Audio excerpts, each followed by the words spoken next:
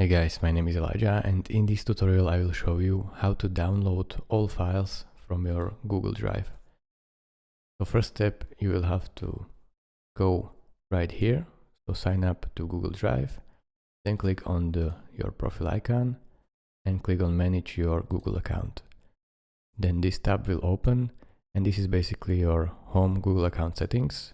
So type here download, and it should say download your data under data and privacy. Click on that and it will take you to Google Takeout. Then deselect all, click on this, and you have to download only the Google Drive data.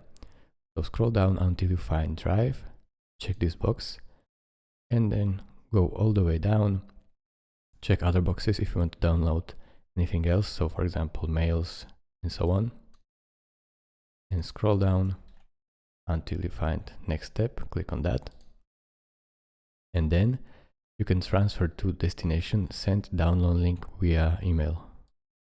Select this option, or you can always add to box, add to drive, it's for you.